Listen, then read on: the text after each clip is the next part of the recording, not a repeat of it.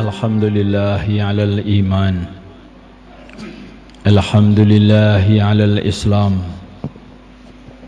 alhamdulillahi alal Quran, alhamdulillahi ala syahri Ramadan, alhamdulillahi ala jami'i ni'am al-dhahirati wal batinah ad-dunyawiyati wal ukhrawiyah. Asyhadu an la ilaha illallah wahdahu la syarika lah wa asyhadu anna Muhammadan abduhu wa rasuluhu la nabiyya ba'dah.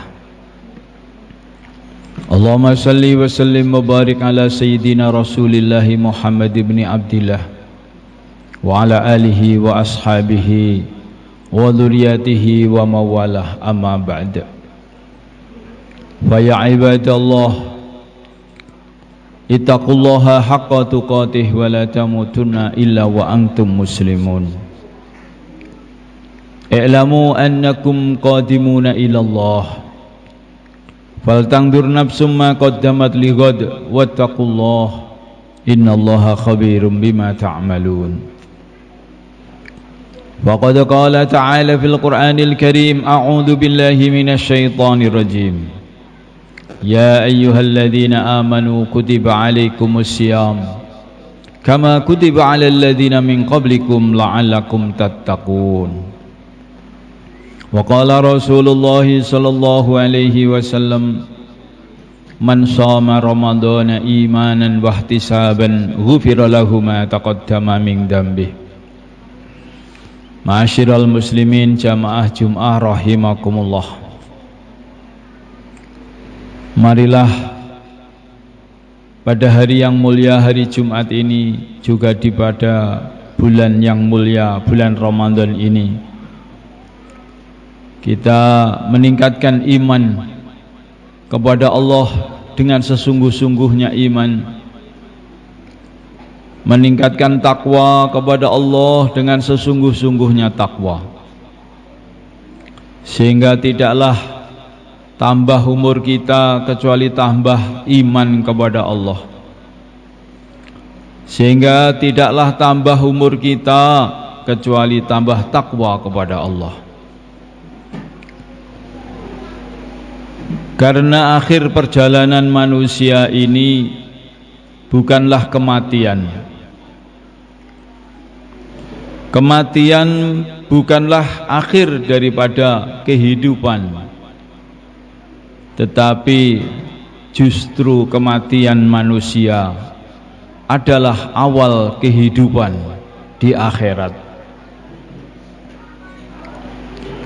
Kelahiran adalah perjalanan menuju kematian, tetapi kematian merupakan awal kehidupan. Itulah manusia.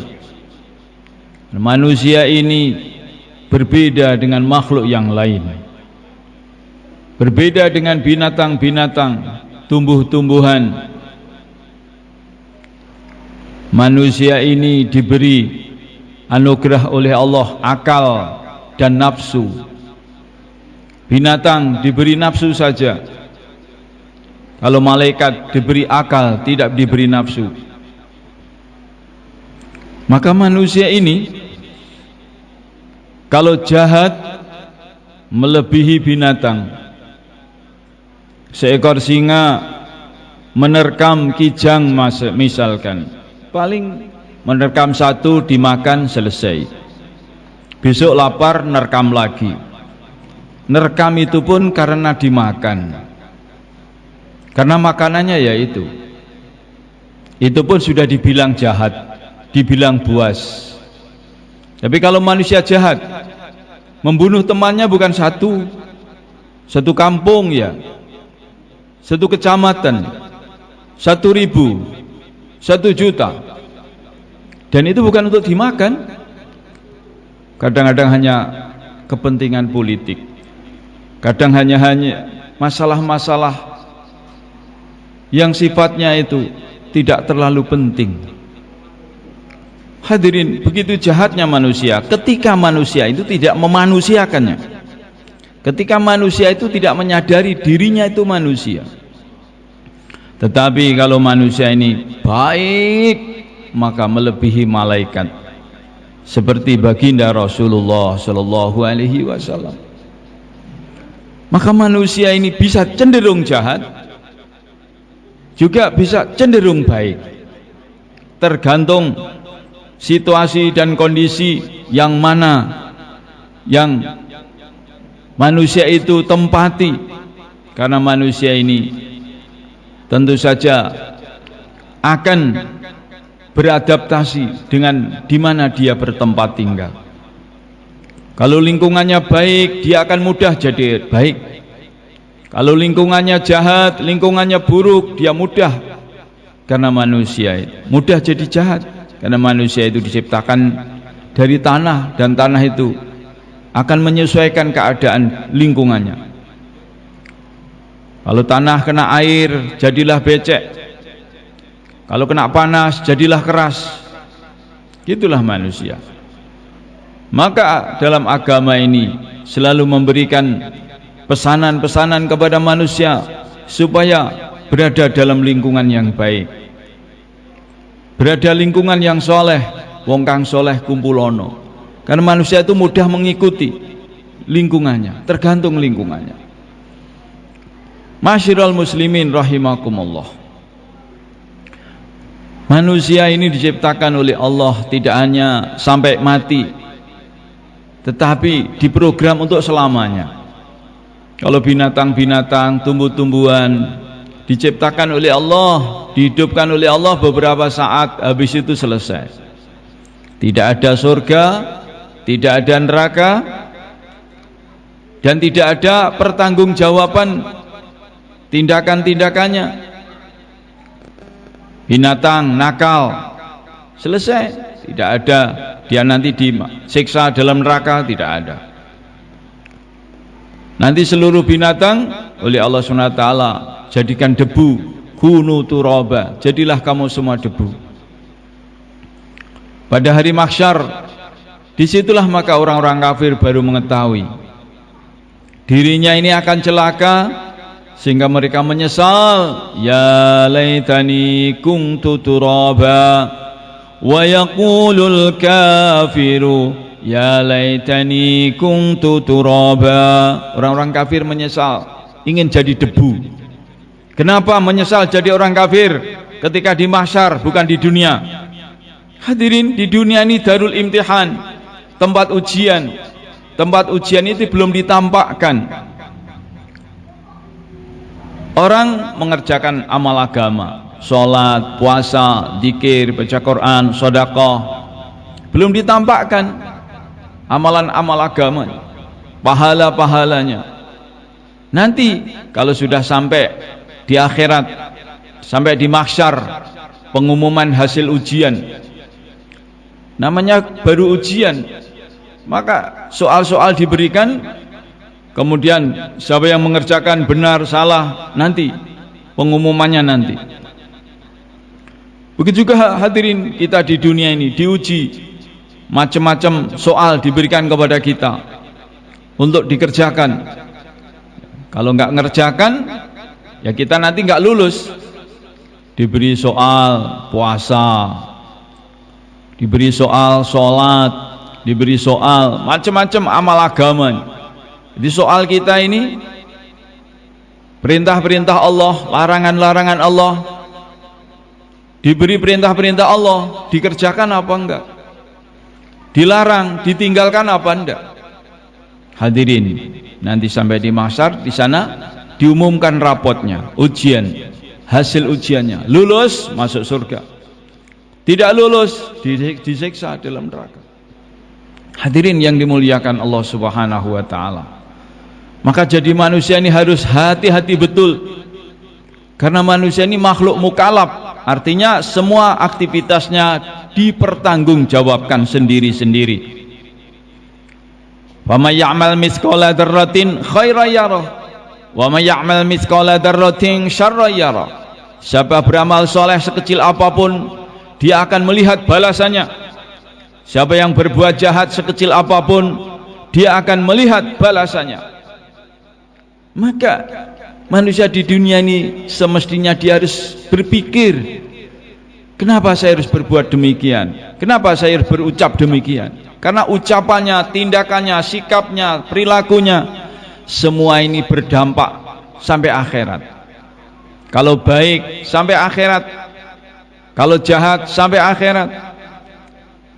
Hadirin, di akhirat nanti ada hari pengadilan, yaumul akhirat, yaumul qiyamah. Maka manusia di dunia ini mungkin tidak bisa untuk adil, maka nanti di akhirat, di sana manusia akan diadili dengan seadil-adilnya. Siapa yang berbuat zalim menjadi kegelapan di akhirat. Maka hadirin yang dimuliakan, agama memberikan nasihat-nasihat kepada manusia yang tidak mengetahui apa yang akan terjadi. Maka diberi nasihat-nasihat oleh agama ini, diberikan tuntunan-tuntunan supaya selamat.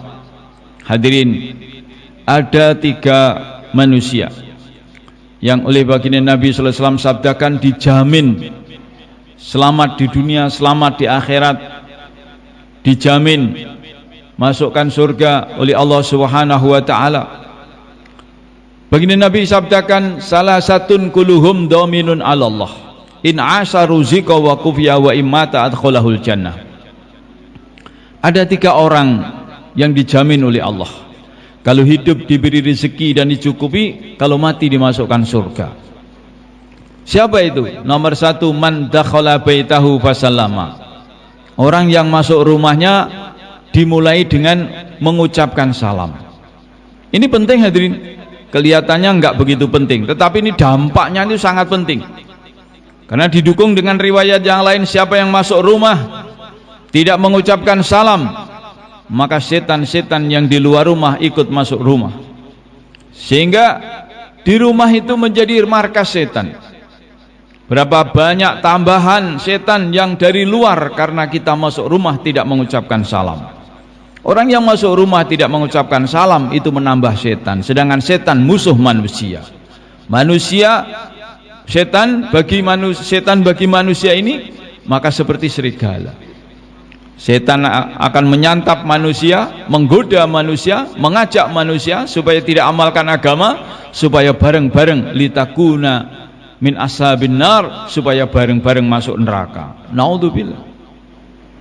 Tetapi siapa yang masuk rumah ucapkan salam, maka setan-setan yang di luar rumah tidak bisa masuk rumah, dan setan yang di luar rumah lari dari rumah, sehingga rumah ini jadi bersih dari setan. Maknanya semua keluarga rumah itu jadi mudah untuk amal agama, karena di rumah nggak ada setannya. Tapi kalau masuk rumah, bapaknya masuk rumah tidak salam, ibunya masuk rumah tidak salam, anaknya masuk rumah tidak salam, sehingga neng omah ki bek setan.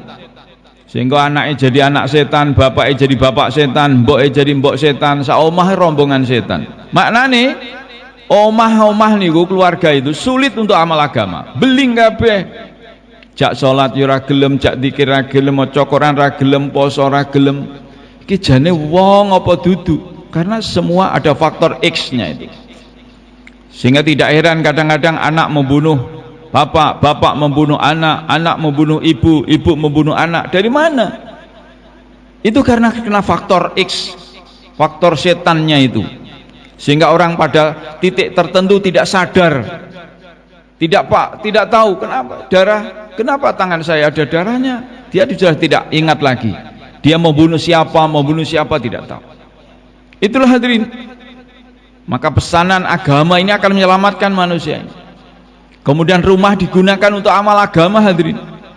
Jangan digunakan rumah ini menjadi status sosial. Rumahnya mentereng. Iya, rumahnya baik, tapi kalau orang-orang yang di rumah tidak baik, sedangkan yang akan dikubur bukan rumahnya, yang dikubur itu orang-orang yang di dalam rumah. Kalau yang diperbaiki hanya rumahnya, untuk apa? Kalau orang yang di dalam rumah tidak diperbaiki, yang akan dikubur itu orangnya bukan rumahnya. Rumahnya bagus, tapi yang di dalam rumah tidak bagus. Mobilnya mewah, mobilnya bagus, tapi yang numpak mobil, yang di dalam mobil apa bagus? Kalau bagus, ya alhamdulillah. Kalau enggak bagus, wong yang akan dikubur itu orangnya, bukan mobilnya. Kadang-kadang kita itu sibuk bagaimana orang lain menilai kita ini baik, tapi kita tidak sibuk bagaimana kita ini dinilai baik oleh Allah. Sedangkan Allah itu maha tahu. Kemudian hadirin yang dimuliakan Allah, pesan daripada Nabi untuk rumah ini, wala taj'alu buyutakum kubura, jangan kau jadikan rumahmu seperti kuburan. Ulama menafsiri hadis ini, mensyarahi hadis ini, maksud daripada rumah jangan kau jadikan kuburan itu adalah bagaimana rumah ini kamu gunakan untuk sholat, untuk baca Quran. Jangan digunakan seperti di kuburan untuk tidur saja. Semua ahli rumahnya turu kabeh, ora enek sing sholat, ora enek sing tahajud, ora enek sing dzikir, ora sing maca Quran, turu kabeh. Sehingga omah ki mung ibarate kaya dene kuburan. Bedane apa? Ning kuburan ya padha turu. Ki omah ya ngono turu kabeh. Hadirin yang dimuliakan. Wala taj'alu buyutakum kubura, jangan kau jadikan rumahmu seperti kuburan. Maknane kata ulama diantaranya banyak demitnya, banyak setannya. Kenapa? Karena rumah tidak digunakan untuk amal agama. Pesan Al-Quran, wadhkurna ma yutla fi buyutikunna min ayatillahi wal hikmah. Al-Quran memberikan pesanan, memberikan arahan, memberikan perintah kepada umat Islam ini. Supaya apa? Di rumah itu dibaca ayat-ayat Allah dan hadis-hadis Nabi. Supaya rumah itu menjadi tempat ta'lim, menjadi tempat ta'alum. Dibaca itu hadis-hadis fadhail amal. Supaya apa? Supaya kita ini tahu nilainya amal. Manusia berapa banyak tahu harganya berambang, bawang, lombok, harganya mobil, harganya motor, harganya HP, tapi kadang-kadang nggak tahu harganya jalan ke masjid. Hadirin, nggak tahu harganya satu ayat daripada Al-Quran, satu sujud dalam sholat, tidak kenal, tidak ngerti. Kenapa? Karena tidak membaca fadilah-fadilah, tidak membaca fadilah-fadilah amal, sehingga tidak tahu nilainya amal. Padahal manusia ini tidak akan termotivasi ketika dia tidak tahu untungnya beramal. Padahal manusia punya jiwa pengen untung, tidak pengen rugi. Tetapi kalau manusia ini tidak tahu nilai suatu perkara, bagaimana dia itu termotivasi untuk mendapatkannya? Kalau orang tidak tahu nilainya sholat, bagaimana dia pengen sholat? Kalau orang tidak tahu nilainya satu ayat, harganya satu ayat, pahalanya membaca satu ayat Al-Quran, bagaimana? Tapi orang tahu nilainya, harganya HP ini sekian, harganya mobil ini sekian, harganya sepeda motor ini sekian. Itu harga dunia. Ya'lamuna dhahiran minal hayatid dunya, kamu ini sangat tahu tentang harga dunia. Wa hum anil akhirati hum ghafilun, tetapi kamu tidak tahu harganya akhirat. Sehingga aneh kita ini, kalau urusan agama, urusan akhirat ngalah. Teko kari-karian wae, sholat ya sidik-sidikan wae, dzikir ya sidik-sidikan wae. Tapi nek urusan duit kok pengen akeh hadirin. Urusan bondo pengen akeh, urusan mobil pengen sing apik, urusan motor pengen sing apik, urusan HP pengen sing apik. Tapi giliran baca Al-Quran gak pengen sing apik. Gak pengen belajar Al-Quran yang baca yang baik, dzikir yang banyak, sholat yang baik, sholat yang banyak. Hadirin, maka ini satu keanehan. Kenapa? Karena ini kita ini dijejali otak kita itu dengan nilai dunia, tidak dijejali dengan nilai akhirat, nilai agama. Padahal kalau sudah mati, dunia ini namanya dunia ini sekarang nyata, tapi sebentar lagi jadi cerita. Akhirat sekarang cerita, tapi sebentar lagi masuk kubur, akhirat menjadi nyata. Nyatanya dunia paling 60-70 tahun, nyatanya akhirat selamanya. Memang sekarang akhirat menjadi cerita, cerita di atas mimbar, cerita dalam pengajian. Tetapi sebentar manusia masuk ke kubur, apa yang diceritakan dalam Al-Quran, apa yang diceritakan di mimbar-mimbar khutbah, apa yang diceritakan dalam pengajian menjadi nyata di akhirat. Hadirin yang dimuliakan, kita harus cerdas. Bagaimana kita ini sebentar lagi, apa yang harus kita siapkan? Kita masih main-main. Ma'asyiral muslimin rahimakumullah. Kemudian orang yang masuk rumah dengan ulul salam ini, bahwa dhaminun Allah, maka dijamin oleh Allah. Dijamin apa? In asa ruzika wa kufiya wa imata adkhulul jannah. Di dunia diberkati rezekinya, kemudian kalau mati dimasukkan ke dalam surga. Hadirin, tetapi manusia ini rumahnya sekarang ini, orang khususnya orang Islam, rumahnya itu beralih fungsi. Fungsi yang pertama adalah menjadi restoran. Sing dipikir niku mangan enak, ngombe enak. Terus dadi hotel, turu kepenak. Piye ranjange ganti? Piye ranjange tambah empuk? Sehingga tambah ra iso nglilir. Jadi omah niku dadi hotel lan dadi restoran. Sing lebih parah neh, omahe dadi gedung bioskop 24 jam.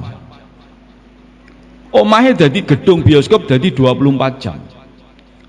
Hadirin yang mulia, itu rumah sapa? Rumah umat Islam. Wis gak tinggal salat, gak tunggu ngaji, gak tunggu dzikir, mlebu omah. Akhirnya omah ini tidak keluar dari rumah ini anak-anak yang soleh. Maka marilah kita perbaiki hadirin pada bulan Ramadan. Waktunya kita ini berdoa, waktunya kita ini introspeksi diri, waktunya kita ini berbenah diri, bagaimana semakin ke depan kita semakin baik. Kemudian yang kedua adalah man kharaja ilal masjid fa huwa dhaminun 'ala Allah. Siapa yang dari rumah pergi ke masjid, maka dijamin oleh Allah. Kalau mati dimasukkan surga, kalau hidup masih diberi rezeki dan dicukupi. Penting jalan ke masjid itu upahnya gede hadirin. La yakhtu khutbatan illa rufi'at lahu biha darajah wa khutat biha anhu khati'ah. Kata Rasulullah, mlaku saka omah ning masjid niku bayare gede. Sak jangkah dihapus dosane, sak jangkah diangkat derajatnya. Semakin jauh rumah kita dari masjid, semakin banyak dosa-dosa yang diampuni, semakin tinggi derajat di sisi Allah. Oh pahe melaku niku. Mlakune tok. Dereng itikaf ning masjid, dereng dzikir, dereng salate, dereng maca Qur'ane, mlakune tok wis entuk bayaran. Makanya jangan malas pergi ke masjid ya. Al masjidu baitu kulitaki, tandane wong takwa gaene ning masjid.